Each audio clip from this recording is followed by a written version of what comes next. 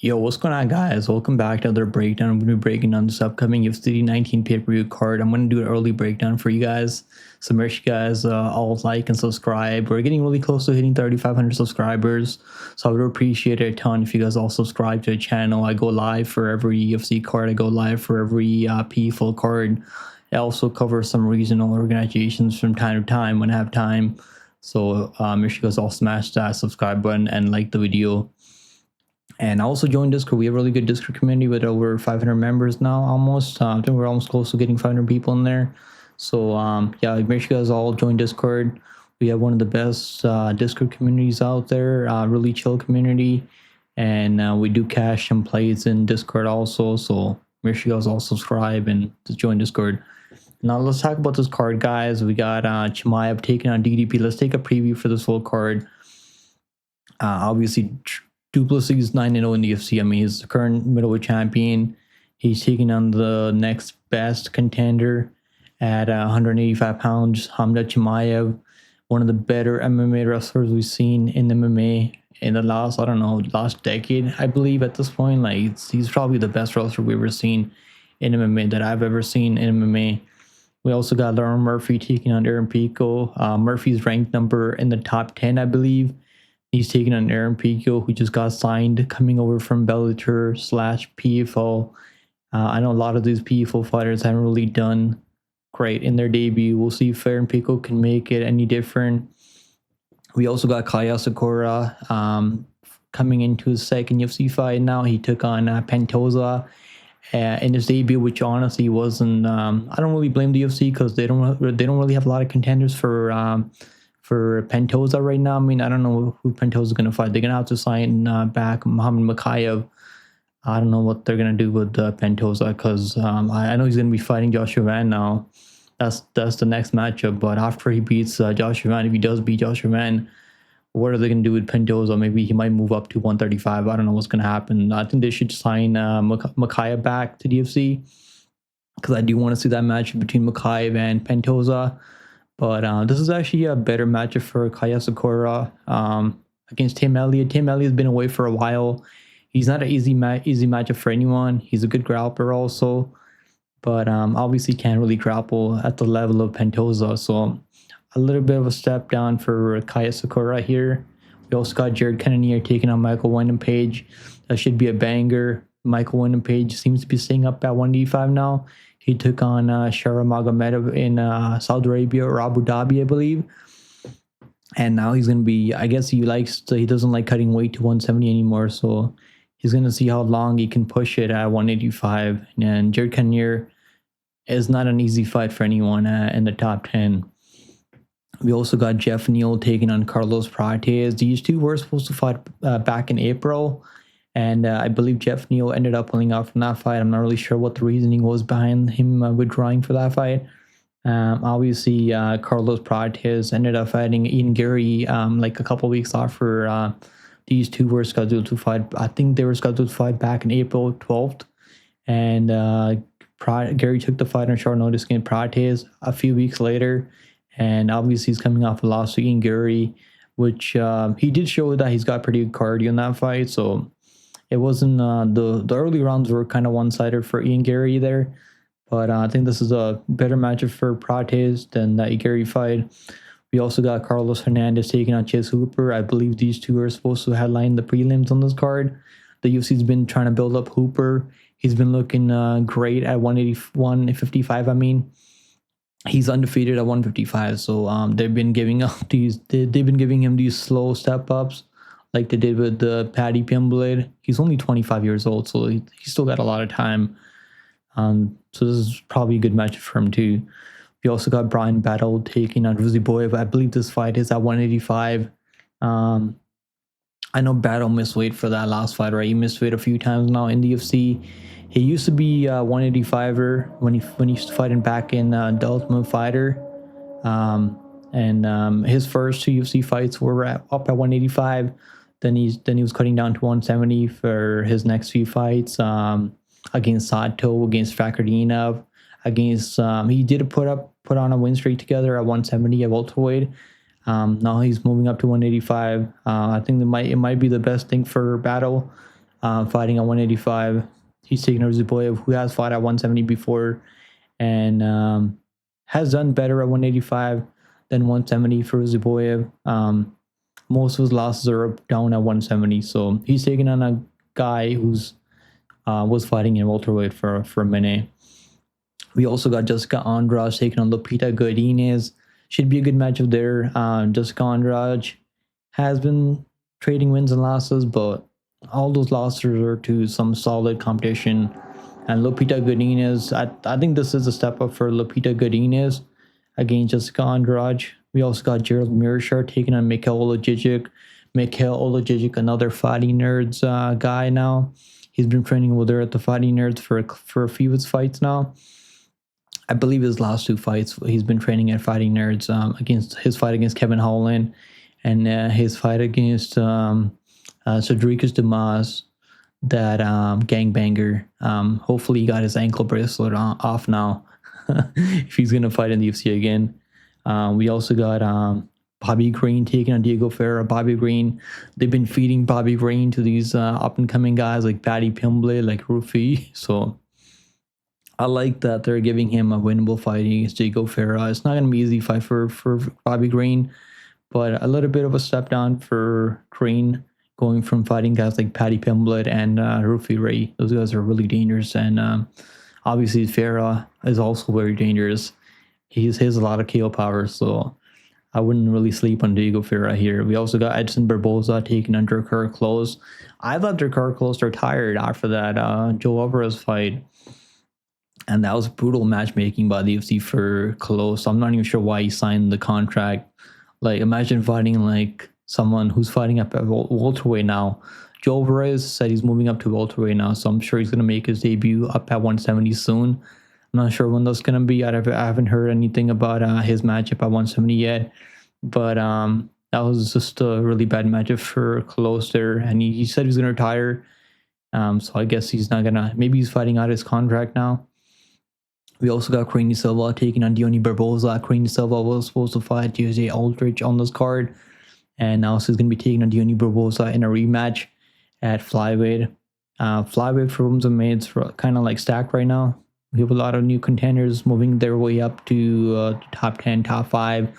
We got Jasmine Jasovicius. We got Natalia Silva, who's probably fighting for the belt soon. We got a lot of contenders in that flyweight right now for women's MMA. They're probably gonna do. I don't know. I heard rumors they're probably gonna do Shevchenko versus Zhang Weili at the end of this year. That could be a super fight, maybe on a card of the next couple pay-per-views. I don't know. They might do it in December or maybe November. But yeah, let's do the breakdown, guys. Let's talk about the first fight on this card. We have Cannonier Silva taking on Deontay Barboza. Now, Silva also training with the Fighting Nerds. We have a couple of fighters training with the Fighting Nerds. We got Cannonier Silva training at the Fighting Nerds. We got Oleksiejczuk training at the Fighting Nerds. We also have another fighter, I believe, training at the Fighting Nerds on this card. Let me see if I can pull it up here. Carlos Prates, obviously. How could I forget Carlos Prates training at the Fighting Nerds? So they got 3 fighters on this card fighting from the same gym. And yeah, I like this matchup, man. It's not a bad matchup. This fight's probably going to be more competitive than that JJ Aldrich fight. Because I do think, like, JJ Aldrich, he's kind of mid, man. Like, I'm not really too high on JJ Aldrich. Now, Cannonier Silva has the opportunity to get that revenge on Barboza. These two fought each other back in 2018. And I couldn't pull up the fight, so I don't know how, like, what happened, what exactly happened, how Barboza was able to go out there and beat her back in 2018. I couldn't find any tape on YouTube. Maybe if you guys do find that tape on their first fight, I would appreciate if you guys maybe leave a link down below in the comments, or maybe send it to me on Discord or Twitter. Make sure you guys follow my Twitter. Pick me on Twitter. Yeah, let's talk about this matchup now. So Silva's obviously this is a grappler versus grappler matchup, pretty much. Silva is a grappler with the ability to finish the fight by submission. They're both high level BJJ black belts. So he finished her first 4 fights by submission. One of them was an ankle lock. She's got a lot of variety to her submission game. I believe she got a Darce choke, guillotine choke, knee bar, guillotine choke. like arm bars. I mean, he looks like he's got a lot of variety on the ground, a lot of tools on the ground for Korean Silva. And she's coming off her first loss in UFC to Viviane Araújo. That fight was very competitive in the first round. So I believe Viviane just kind of landed the better shots, had the better cardio, the better gas tank, more experience in the UFC. So she was kind of able to take over the fight, do land a lot of damage on Korean Silva. Like the one thing I struggle about this fight is like who's gonna have the better cardio, because I don't think either one of them has the best cardio. Because I've seen Korean Silva slow down later in fights. I've seen Barboza slow down later in fights. Korean Silva does have more experience, 23 UFC, not UFC fights. I mean, she's got 23 overall fights altogether. Whereas Barboza's only got about 11 fights since she's went pro. Let's talk about Barboza now. Barboza's obviously taking this fight on short notice. Obviously, like I said earlier, she already beat Korean Silva, which is why she took this fight. I think because he already has a win over this girl. That's probably why she felt so comfortable taking this fight on short notice. She did lose to Maverick, who's actually a really good wrestler at this weight class, 125 pounds, kind of like short, stocky.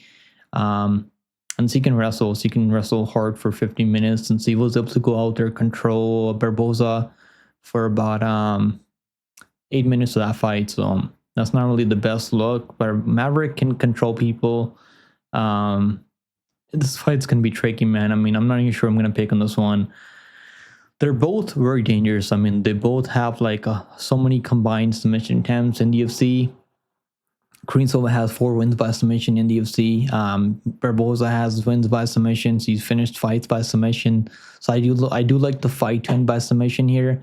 I could see if this fight does hit the ground, I can see either one of them going for a submission. Normally when you get 2 high-level grapplers, the submission kind of cancels each other out. So it could be a striking matchup maybe. I am going to pick Korean Silva to get the win in the rematch. But I would not be surprised if Barboza pulls another one off for Korean Silva. Barboza training at the UFC PI, obviously, so he's getting in a lot of good looks over there.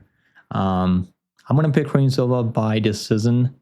I think it's going to be really close, 29-28. I do think Barboza is going to win the first round. Maybe Korean can take over later, get the better control. It's going to be one of those fights, man. This is I don't know if you guys would like just take the dog in this one, or maybe the over 2.5 rounds.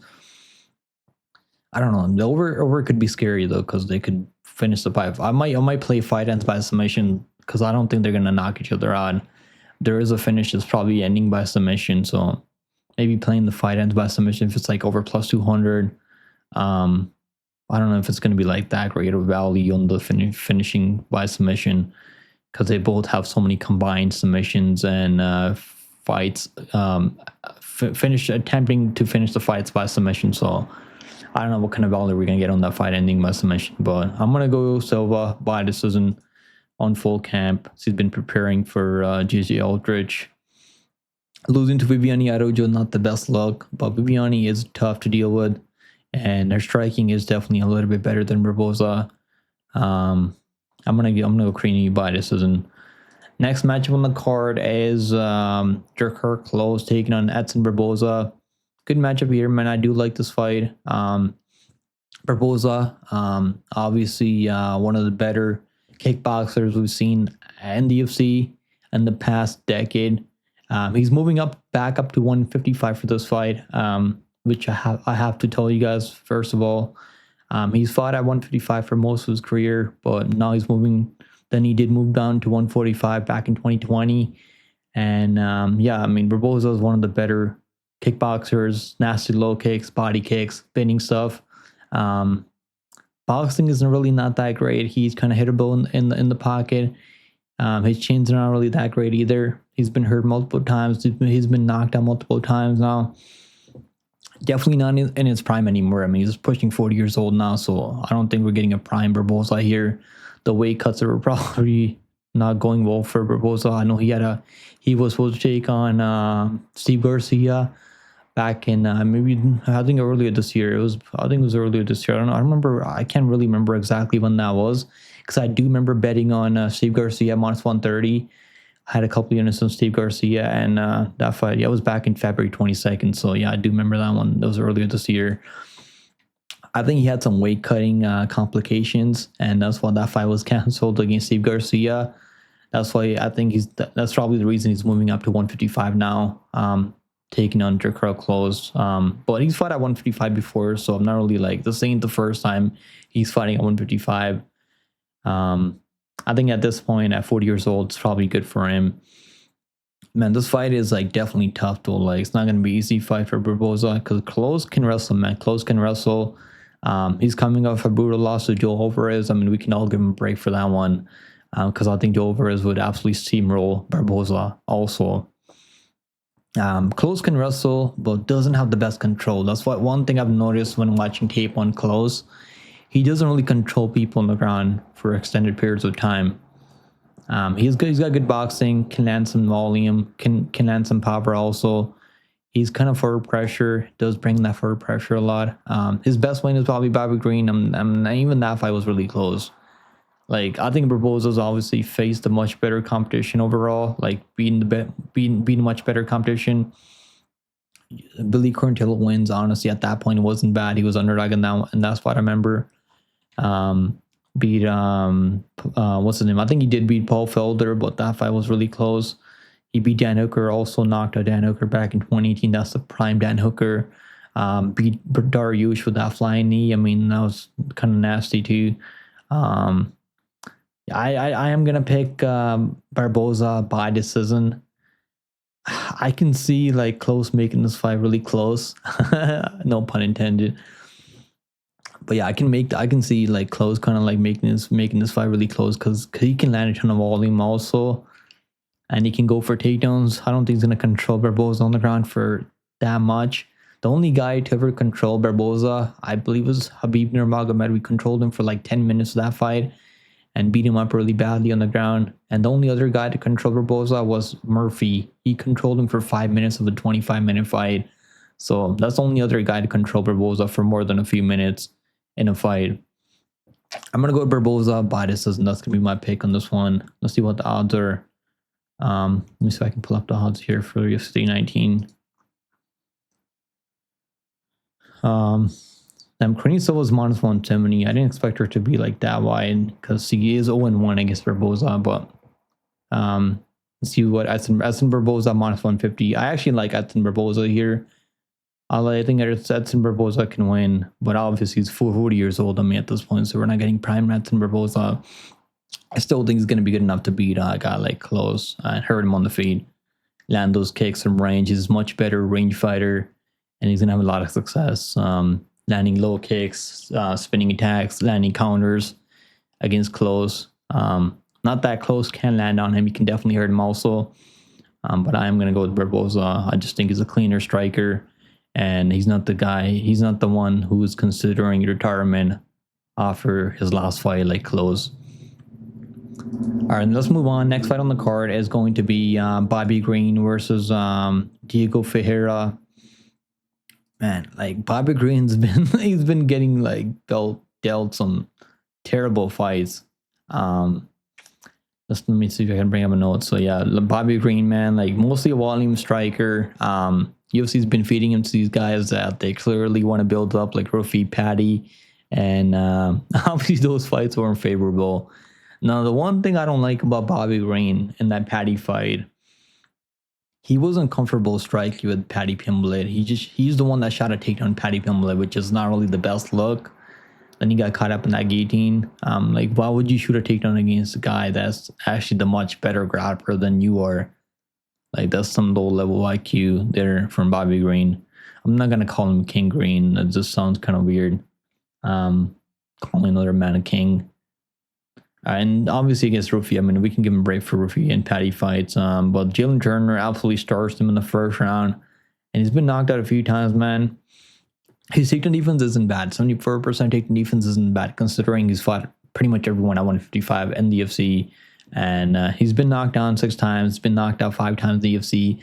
That chin does worry me. That Jalen Turner fight, that stoppage was one. I mean, that has to be the worst stoppage in UFC history.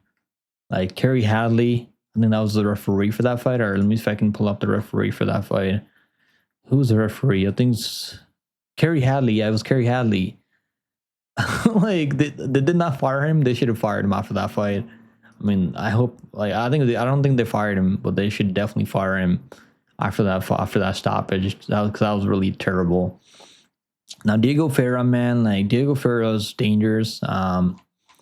Diego Ferreira is definitely dangerous. He's got more knockout power, better grappler, good ground and pound and submission game on the ground.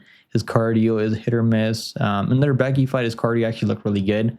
He's the one like taking over that fight in the second, third round. He did lose the first round to Rebecca. He got dropped early by Rebecki, and then he kind of took over because Rebecki got really tired trying to finish him early. Yeah, so the cardio is kind of, sometimes it looks okay, sometimes it looks terrible. I don't think Bobby's going to push the pace of the fight, so I don't think that cardio is going to be that much of a factor because Bobby Green's a counter striker. He's not really going to be the one going first on like putting a pace on Ferreira. I do think Bobby Green's going to be winning this fight, and I think I can see Ferreira like landing something crazy, knocking him out. Other than just Dustin Poirier, I mean, the only guy to finish, the only way like Ferreira's been getting finished is by ground and pound, by people taking him to the mat, out wrestling him. Dawson took him down over and over, rinse and repeat. And then obviously Gammer took him down to the ground, beat him up on the ground. He kind of tapped his strikes there, which isn't the best look. And then for Gillespie, I mean, he had hit Gillespie in huge trouble early, almost finished him early in the first round. And obviously Gillespie was able to kind of survive the storm. And then Ferreira got really tired trying to beat him up early. He got really tired beating him up early, and he got really tired, and he kind of gave up there later in the second round. This fight is going to be tricky, man, because Bobby Green probably has, like, if you can stay at range, just kind of like pitter-patter, and land some straight shots, just kind of keep Ferreira on the outside. I can see, like, Green winning this fight. I really can. That's why, like, I'm kind of, like, worried. I wouldn't bet on Ferreira at minus 200, because he is minus 200 now. Like, this line is kind of crazy. Because Bobby Green hasn't been losing to bums. Jalen Turner, Patty Pimblett, all these guys are, like, top 15. Even Jalen, I know he retired now, but he was a top 15 guy for a while.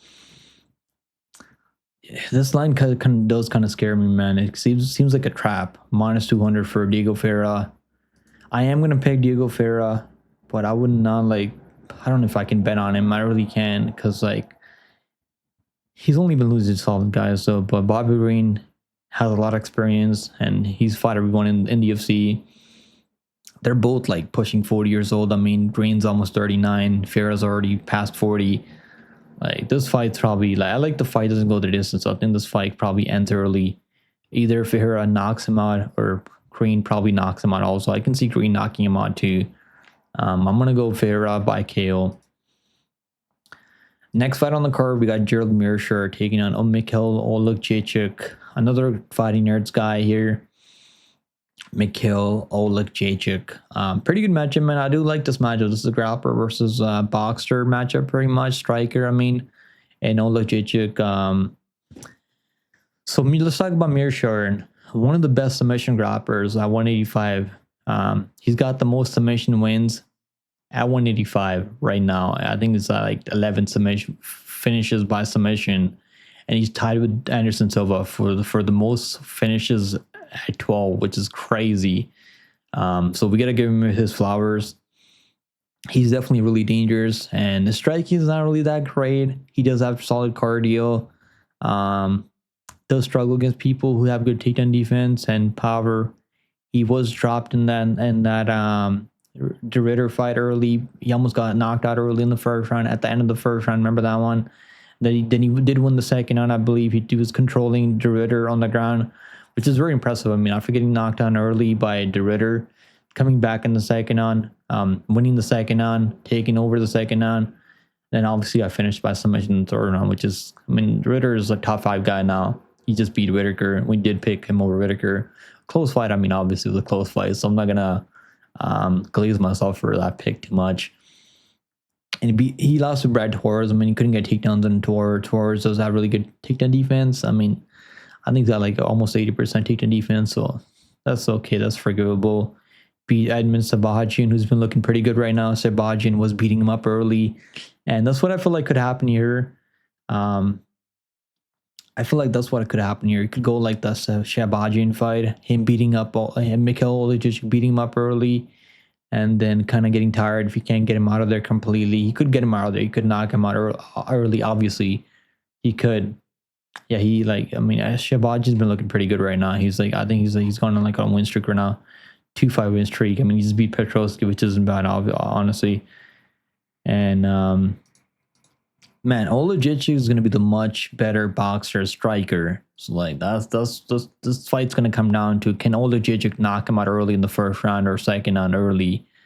Because if he can knock him out early, Meerschaert's going to take over. He's going to get the grappling going like he normally does. You don't get 11 wins by submission if you don't know how to survive early. And he's not he's not more athletic than these guys that he's beating. He almost finished Petrosky in the third round. I mean, Petrosky was so tired. I think Petrosky did drop him early in the second round. And then he won the third round over Petrosky. He almost 10-8'd him in the third round. One judge did score the fight for Meerschaert. I want to pick Meerschaert, man. I feel like Meerschaert could get this one done. Now, I know Mikhail's been training at the Fighting Nerds.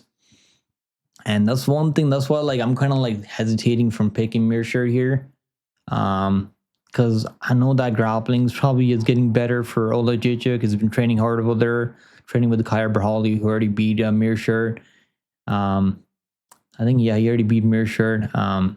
Did he finish him by submission, or was that a different fighter? Did he fight? Maybe I'm mixing him up with the Prates fight, or yeah, he didn't beat Meerschaert. I mean, never mind, never mind. I'm mixing him up with someone else.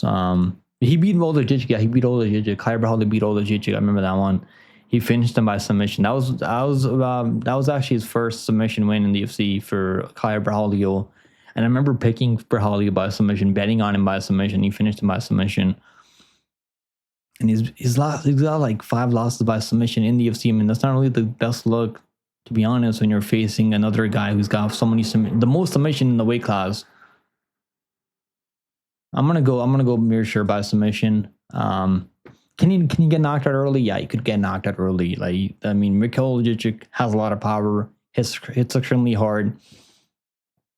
There's a chance that he could knock him out. He could bank him out early. Big chance of that happening. That's probably why Mikhail is -200, -225. But something is telling me Meerschaert can survive early, take over later, have success grappling, taking his back, choking him out. I'm going to go Meerschaert by submission. I think at this price, let's see what the odds are. I think he's +110. He's +200 before. Now the line's kind of dropping now. Meerschaert +180. Honestly, playing him by submission is probably going to +350 or +300. I'm going to play that submission +200. You can play the money line too. You can maybe control him and not finish him and win by decision maybe, but that's probably not that likely to happen. I do like the under. I like the fight doesn't go the distance a lot. And I do like the under 2.5 rounds a lot. Maybe fight doesn't start around. I do maybe Meerschaert by a third round submission. That's probably not the worst look ever, because he does have a lot of third round submissions. Because normally he's getting his ass beat early, and he can kind of take over later. Give me Meerschaert as my first underdog pick of the night. Let's move on, guys. So we got next up. We got Jessica Andrade taking on Lupita Godinez. Excuse me, my throat's kind of bothering me, but let's talk about this fight, man. Give me a second. Andrade obviously coming off some wins and losses. She lost to Silva, who's going to be fighting for the belt next. Probably should be fighting for the belt next. Jasmine Jasowski is probably one fight away from fighting for the belt on a huge win streak right now. But all of her losses, even if you look back on her career, she lost to Jasmine Jasowski, Silva, Tatiana Suarez, fought for the belt. These two girls are going to be fighting for the belt soon. Yan Shannon fought for the belt against Zhang Weili, did pretty well. Got knockdowns on Zhang Weili. Blanchfield, she took the fight on short notice against Blanchfield. Probably going to be fighting for the belt in the near future. Valentina Shevchenko, the current champion at 125. Rose Namajunas, the former champion. can't really, I mean, all these losses are, I mean, like you can't really falter for losing these fights. Now, obviously, one thing you can kind of falter is he's getting finished in a lot of these fights, which isn't the best look. She's getting finished in he's been finished 10 times, 9 times at the UFC level. So that's not really the best looks. He's been getting submitted a lot. Subbed by Tatiana Suarez, subbed by Jasmine Jasudavicius. Yana knocked her out. Blanchfield's finished her by submission. So she's been getting finished a ton. That's not only the best look, considering she's been taking a lot of damage. Lupita Godinez is a good wrestler, can control people on the ground. Let's talk about Lupita now. Lupita, what's he gonna be bringing into this fight? Better wrestler. I do think she's gonna be the better wrestler in this fight. She's averaging about 3 takedowns per fight, which is honestly not that bad. Her takedown defense is pretty good at 81%. That's pretty good takedown defense. Better takedown defense than Andrade. Never been finished, right? She's never been finished in UFC. Very durable, and obviously hasn't been facing the same level of competition. So you gotta look at that too. She is fighting all these other girls like Silva, Jasmine Jasudavicius, Tatiana Suarez. Maybe she's getting finished too. Who knows, right? See, the best girl she fought is probably Tapta Ricci. And Ricci just got a finish over Hebos, which is kind of crazy to me. I can't believe Ricci actually managed to finish someone by KO. Shocking, I know, right? Lost to Hernandez, but that fight was really close, man. He was trying to wrestle against Jandroba, which is, I'm not really sure why. But Hernandez is going to be fighting for the belt against Vaili. If Vaili's not fighting Shevchenko soon, end of this year, that's probably happening though. Shevchenko versus Vaili. Super fight, right? And it was in May. So lost to Mackenzie Dern. I mean, that fight was really close. So that fight was extremely close against Dern. I thought she didn't have to win the fight. I did bet on her plus money, but I guess the judges gave Dern that unanimous decision, which happens a lot. Maybe they're just looking at the cake. I don't know. Maybe if I was a judge, I probably would score the fight for Dern also. I think Godinez can win this fight. I just don't like the odds, man. I mean, these odds are kind of off though. This fight's gonna be close. I think this fight's gonna be close. Plus 145 for Jessica Andrade. This fight's probably gonna be close. I think Lupita can win 29-28, being the better wrestler, controlling Jessica Andrade on the ground. I'm gonna go Jessica Andrade. I'm gonna go Jessica Andrade by decision. I think she can land enough damage on the feet, kind of negate the wrestling control time for Lupita Godinez. Can Lupita Godinez finish her by submission? Maybe. There's a chance he could maybe do that, but it's not really finishing anyone by submission other than Elise Reed. That was kind of a club and sub situation there from Lupita Godinez. I'm going to go Jessica Andrade by decision, 28-20, maybe split or something like really. It's going to be a really close fight, I feel like. And I'll take the underdog. Next fight on the card, we got Sultan Ruziboev versus Brian Battle. Man, this fight, I'm excited for this fight. I mean, this is a 185. Battle moving back up to 185 now. His first 2 fights were up at 185. Obviously, it's probably due to his last fight right against Randy Brown. He missed weight by 4 pounds. Came in over 4 pounds. And then obviously that weight advantage probably played a factor in him being able to control Randy Brown in the clinch, kind of put the weight on him, get him a bit tired. Maybe that played a factor in that fight. And this fight, I mean, he's not really gonna have any weight advantage over Ruziboev, because Ruziboev normally fights at 185. He's a huge guy for 185, and he's fought at 170. I mean, things haven't really gone well for him at 170. Lost to Buckley at 170. I don't know. There was Solstice. I think Solstice fight was a 185. This fight was probably at 185 too. So I don't know why he keeps moving down to 170 Ruziboev, because never really goes well for him. I believe 7 or 8 of his losses are down at welterweight. So I don't know why he keeps trying to make 170 again. Man, this fight's gonna be crazy though. I think this fight is gonna be crazy. Who do I think is the better fighter? I think Battle is probably the better fighter with better cardio. Let's talk about Battle though, right? He's competed at 185 before, obviously, back in Tough, and his first UFC fight is good durability, never been finished in UFC, and his only loss, He's only lost one fight in the UFC. That was against Fakardinov, which a fight that he took on short notice because no one wanted to fight Fakardinov back then. I know Fakardinov is obviously not as scary anymore because we found out that he's human. But yeah, if they remake that fight against Fakardinov, I mean, battle would be like minus 200. Easily minus 200 over Fakardinov at like today if they made that fight again in a rematch. But yeah, let's talk about Ruziboev now. Most lost obviously at 170, so we can kind of give him a break for that. He's got a lot of experience. Almost what is that like? I can't do math. That's 47 fights. I mean total, including his no contest and the losses and the wins. That's a lot of fights, a lot of experience. And he does have knockout power. Straight shots are nasty from Ruziboev. He's knocked out a few people with those straight shots. That straight right that he landed on Ferreira was absolutely nasty. Put him out completely. And that ground and pound was the follow-up ground and pound was even nastier. His takedown defense does worry me though. Like he's only got a 33% takedown defense. That's not really good. He's been taken on a lot in multiple fights, not the UFC level. That's not really the best look, right? Doesn't throw a lot of volume. He's only landing about 2.6 significant strikes per minute. He's absorbing even more than he's landing, so that's not really the best look. I think he's gonna have to finish battle early or throw more volume than he normally does. And he might not throw enough volume, and I think that's gonna cost him in this fight. I think Battle's gonna just do more. He's gonna stay more busy. He's gonna mix it up. He's gonna throw low kicks, body kicks, and he can even like maybe take him down, grapple him. He's gonna have to stay safe in the submission game because Ruziboev does kind of roll for arm bars and play BJJ off his back.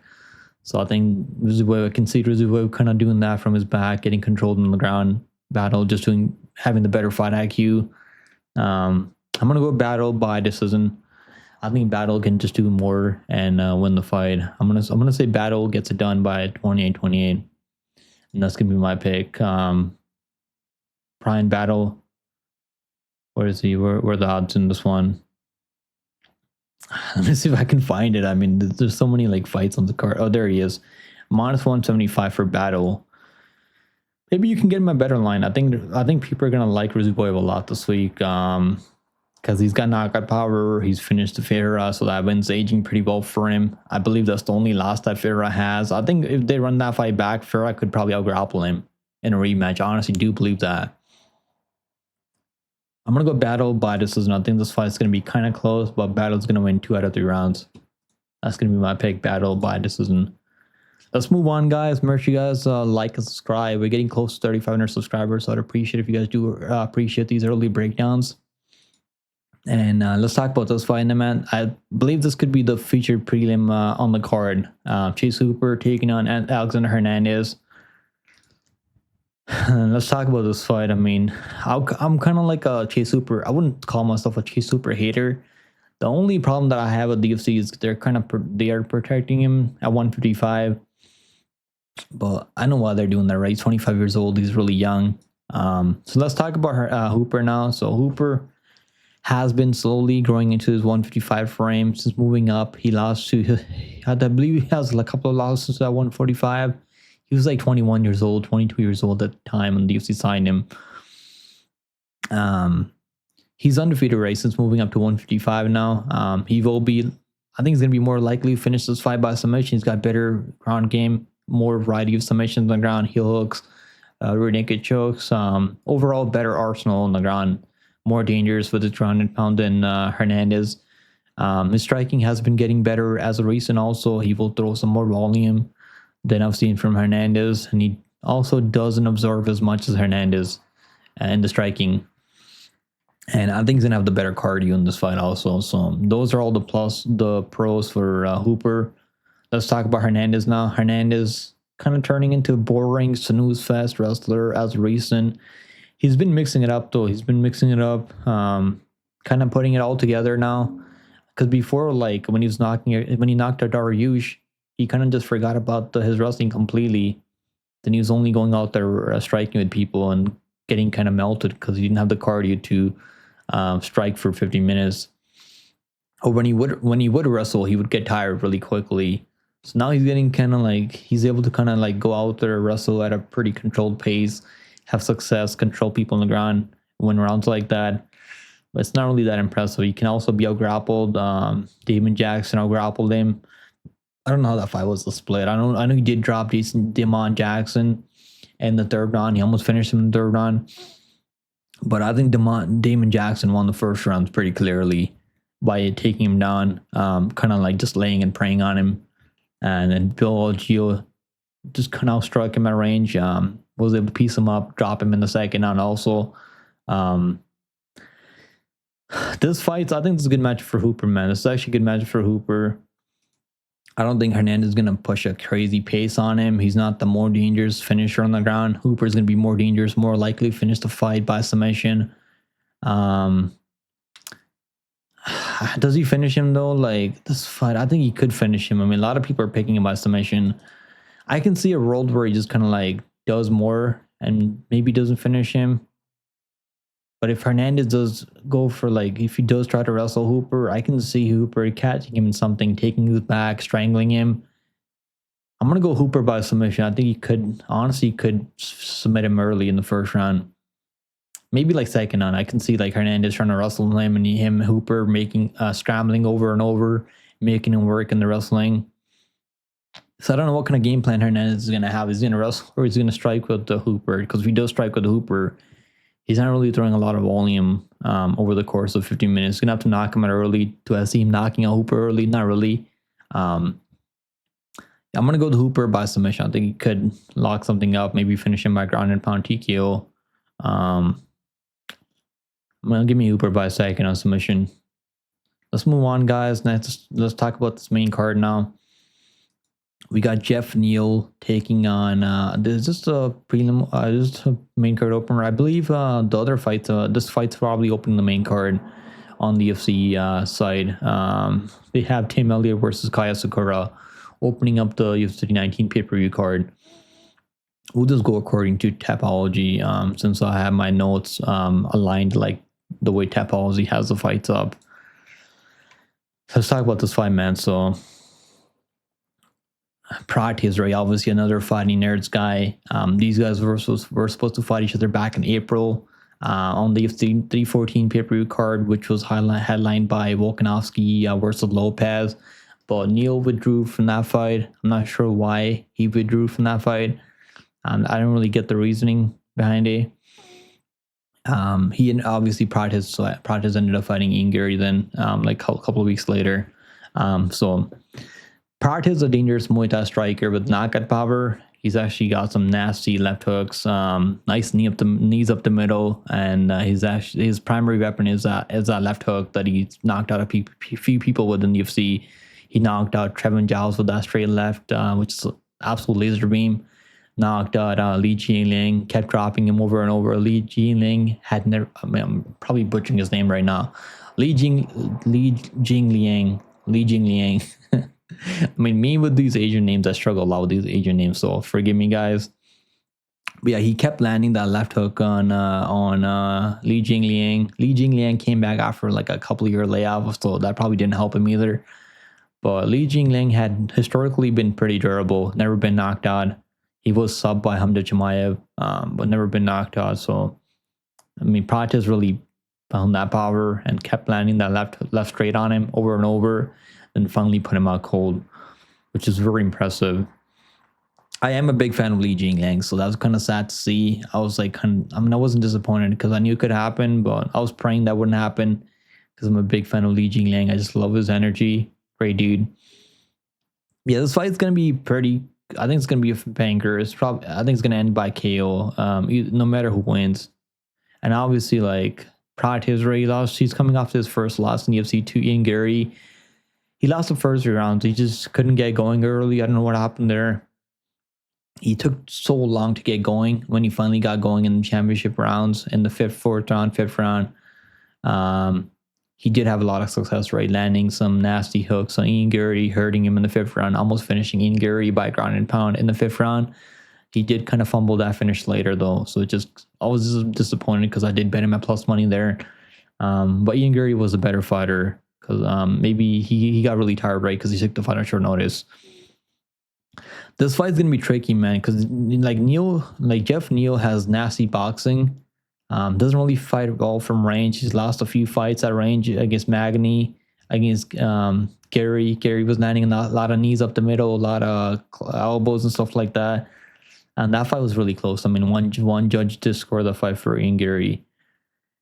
And obviously knocked out RDA should retire, man. I used to be a fan of RDA, but I don't know. He's just fighting for money at this point. I don't think he's gonna win any fights anymore. Man, this one's like, I gotta pick Prates. Yeah, I mean, I am picking Prates. Don't get me wrong. I just think like Neal can have success early. Like he can definitely hurt Prates early, land some big shots. But Prates is shown to have a pretty good chin. He's pretty durable. And I think his range, those knees up the middle, like we've seen Jeff Neal eat a lot of knees from Shavkat and Gary. I can see like Prates actually hurting with those knees to the body and like him just kind of covering up and getting finished back TKO. Kevin Holland also finished him on back before the UFC. I think he hit him with the elbow or like straight left hook maybe.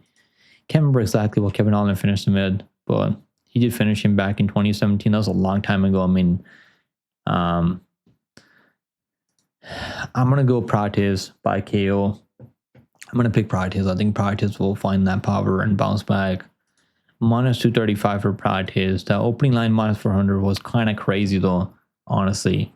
I think you should be like 2-1 here. Because it's gonna be a striking fight, right? I mean, I don't think either one of these guys is gonna wrestle. They both have really good takedown defense. Jeff Neal has like a 80% takedown defense. Not Ian Gary. Prates has over 80% takedown defense. So I don't know. I don't think anyone's gonna be able to hold each other down in this fight. My pick's gonna be Prates by KO TKO. Another win for the fighting nerds. All right, let's move on. Next fight on the card is going to be Jared Cannonier versus Michael Wyndham Page. Here we go, man. Here we go. I'm dreading making a prediction for this fight. Honestly, I am. I really am, because either this is gonna go really badly for my pick or it's gonna go really well for my pick, depending on how the fighter that I'm picking is gonna go out there, what kind of game plan he's gonna bring into his fight. Let's talk about Cannonier first of all. So it seems like MVP is going to stay at 185 now, man, because he beat Shura Magomedov, completely styled on Shura. Magomedov couldn't even land anything. I mean, he was just hitting air the whole time. Like, I was like, holy shit. I mean, like, well, how can you beat this guy if you can't even touch him? He's so fast, so quick, so dynamic. And I thought maybe, honestly, like in my breakdown, when I did my breakdown for Magomedov versus MVP, I was like, Shura could wrestle. He's Dagestani. He could wrestle, right? A lot of these Dagestanis can wrestle, but the guy just didn't wrestle. He didn't want to wrestle at all. He didn't attempt a single takedown in that fight. Like, what are you doing, bro? Like, you're not having success, like, striking with this guy. Why would you not even attempt to wrestle this guy? Because we've seen MVP get taken on, right? He got taken on by Kevin Holland. He got taken on by Ian Gary. So people that have attempted takedowns on him have taken him down, controlled him on the ground.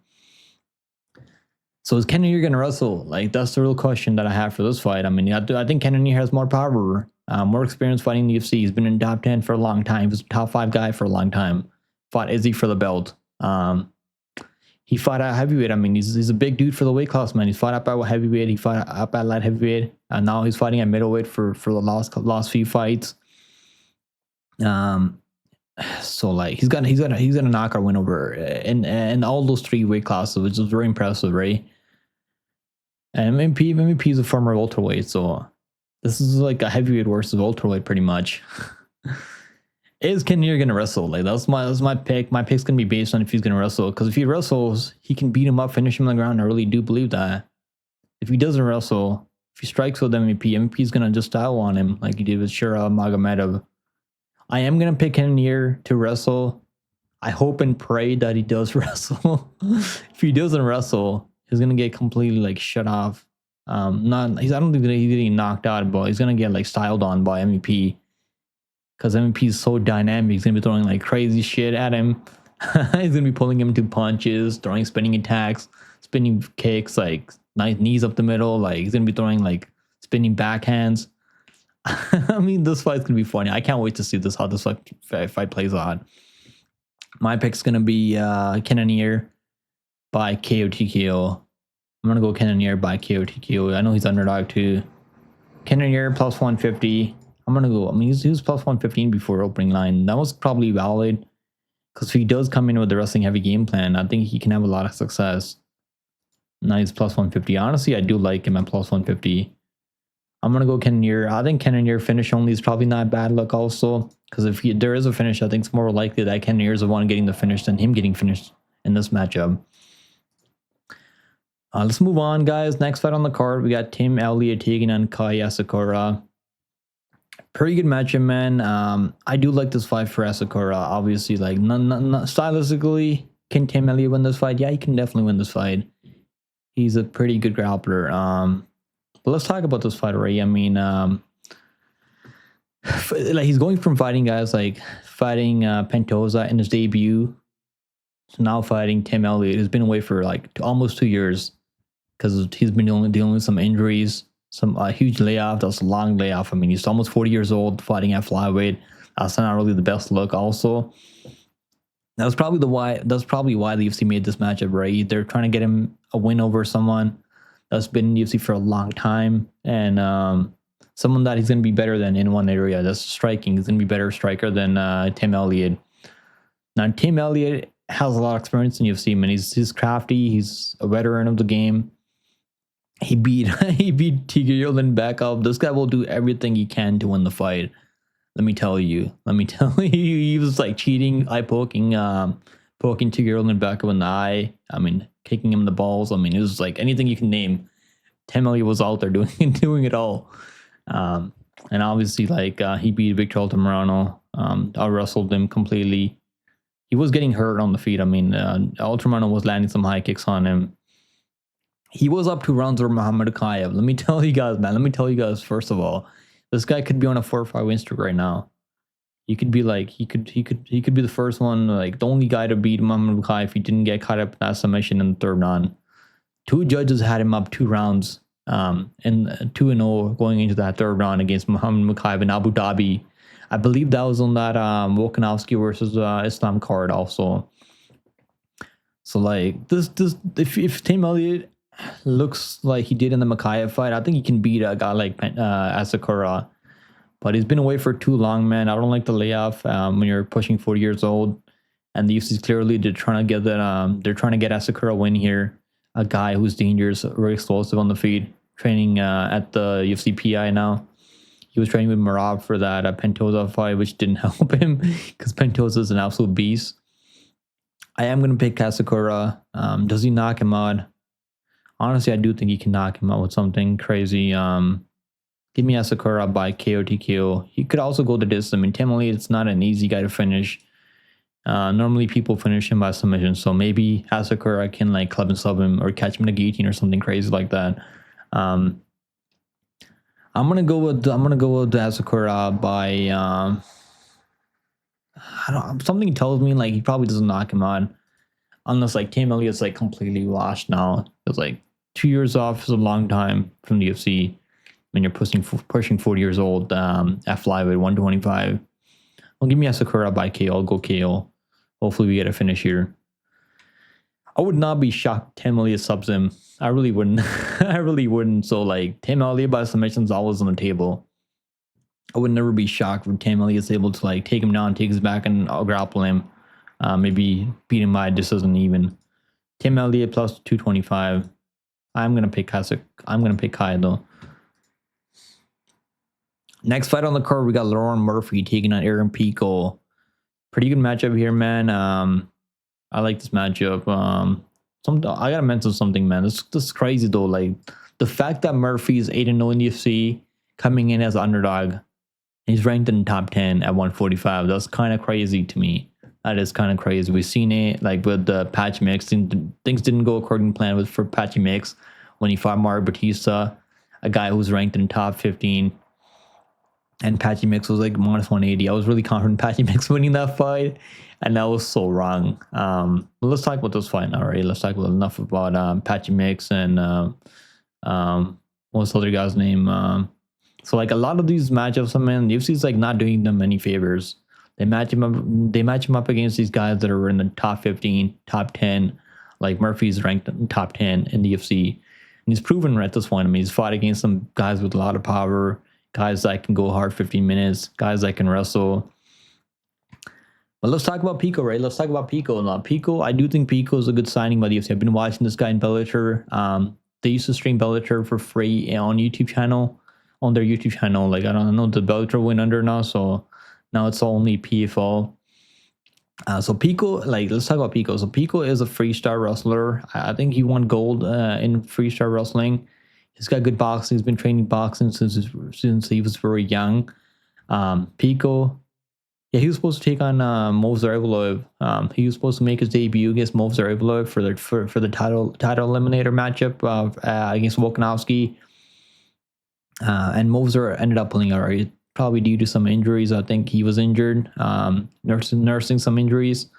Hopefully he recovers. I want to see Movsar back soon. I know people don't like Movsar, but we need someone like Movsar to test Volkanovski. That should have been a title fight. I mean, I don't want to see Yair versus Volkanovski. I really don't.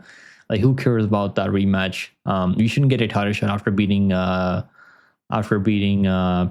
Pitbull.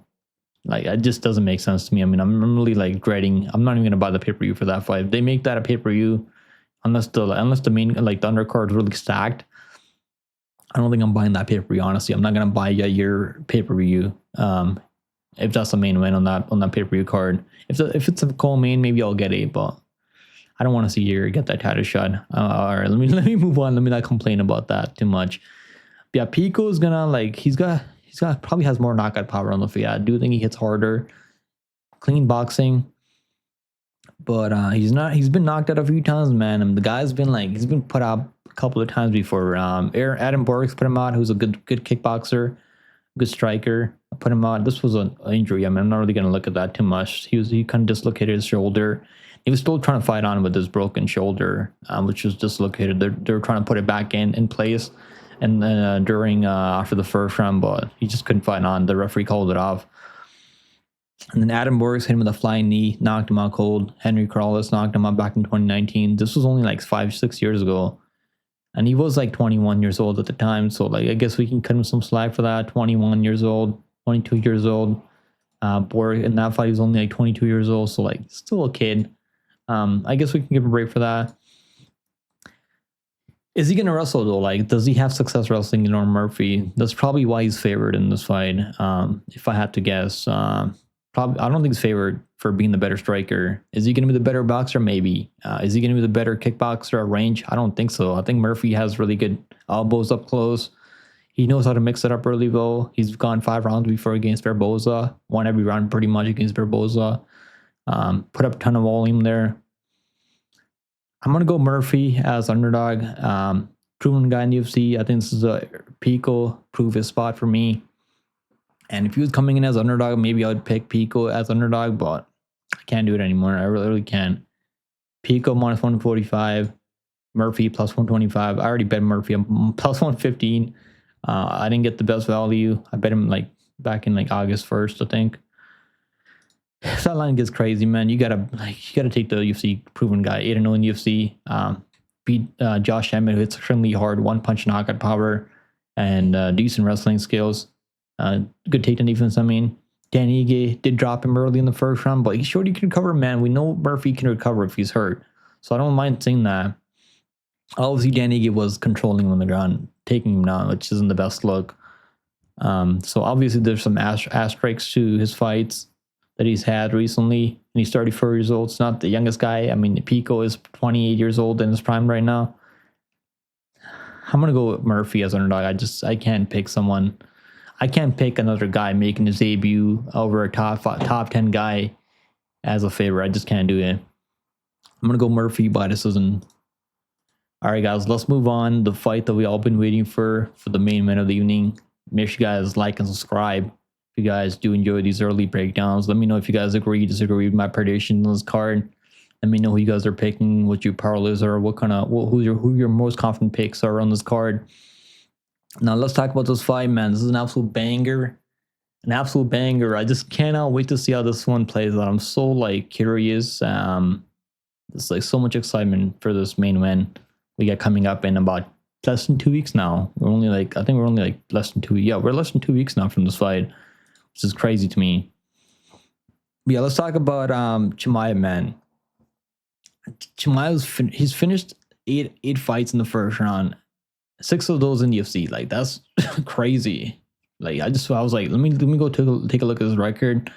And I was like kind of shocked, even after seeing it. I know he's finished a lot of people in the first round, but just kind of crazy looking at it all together. Him finishing 8 people in the first round in 14 fights. Very, very impressive. I think he is the best MMA wrestler right now in the UFC.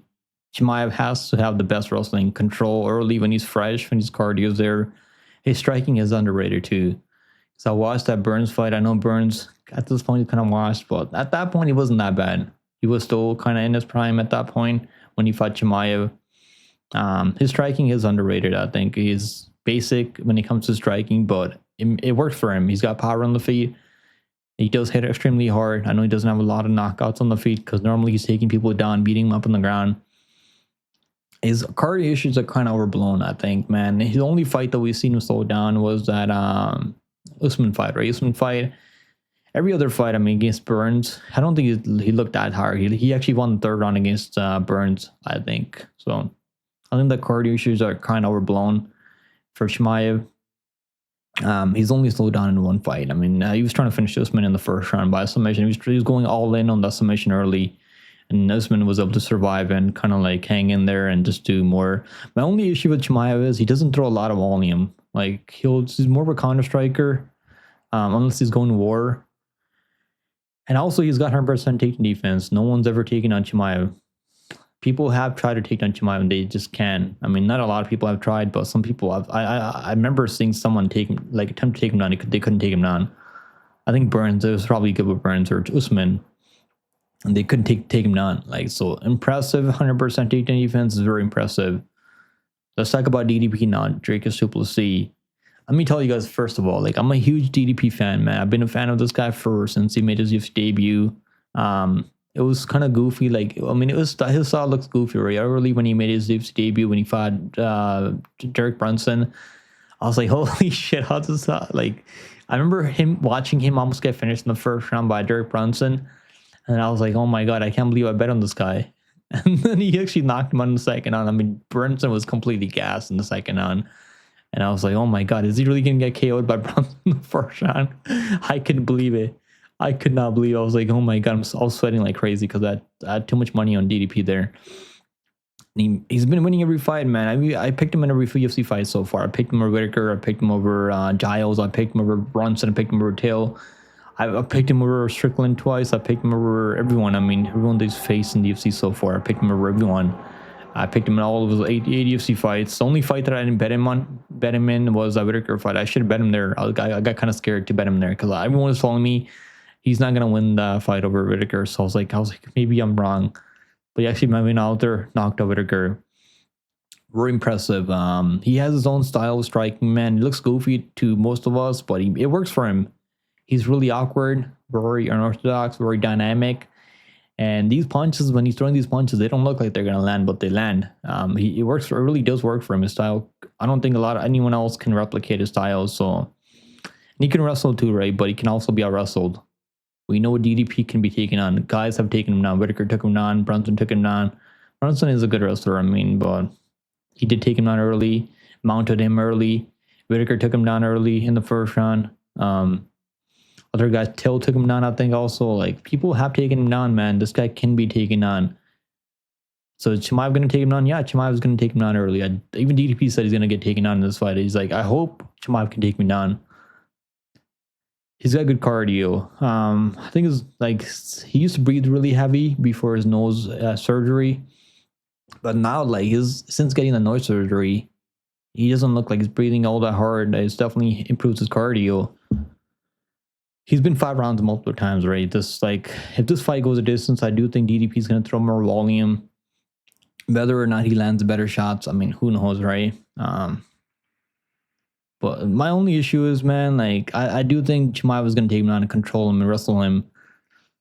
But seeing DDP at plus 170 just really tempting as a champion. I mean, plus 170 for DDP. who's proven. He's defended that belt now. Fought most of the top 5 guys. At the point when he was a champion, I mean, he fought Strickland. He fought. He's taken on anyone the UFC is giving him. So like, he's not really cherry picking any of these guys. He said he's been wanting to fight Chimaev. So he's not really hiding away from Chimaev either. I think I gotta pick Chimaev by decision. I think Chimaev can have success wrestling him. I can see DDP winning though. I can see DDP landing more volume, kind of edging it out by decision. I don't think DDP's finishing him, to be honest. I don't think DDP's knocking him out. I would, if he knocks him out, that would be crazy for DDP's legacy.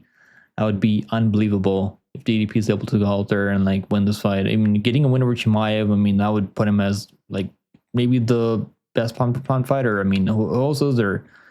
I know Topuria is the #1 pound for pound fighter right now, but DDP goes out there, beats Chimaev, maybe finishing him by KO.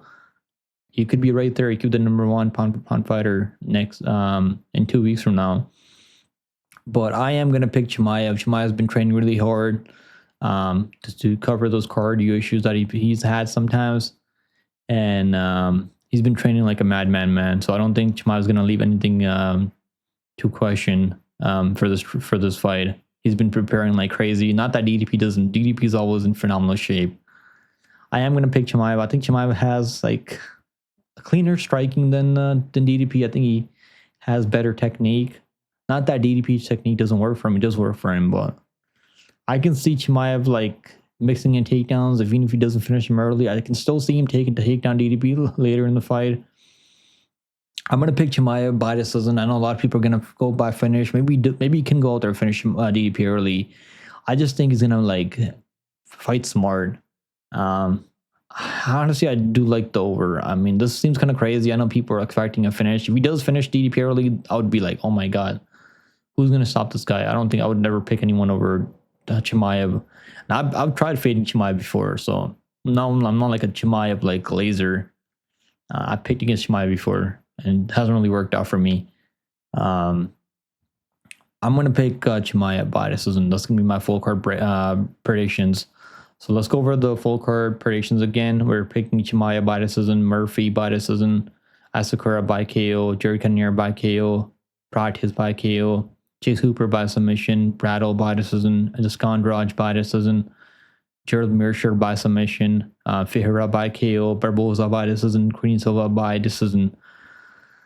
That's my full card breakdown, guys. Let me know what you guys think down below in the comments.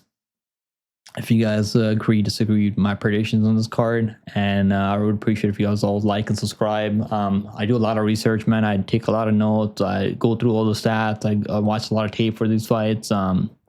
Doesn't mean we're gonna get all the picks right, but definitely helps when you're betting on these fights. So I gave you guys all the information that I could gather in my notes.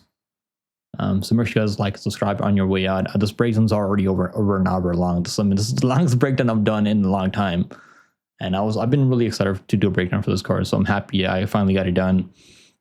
And I'll see you guys in the next one. And I'll be live this week for UFC. I'll be live next week for UFC. So hopefully I see you guys all there, and hopefully you guys enjoy the breakdown. Later, guys.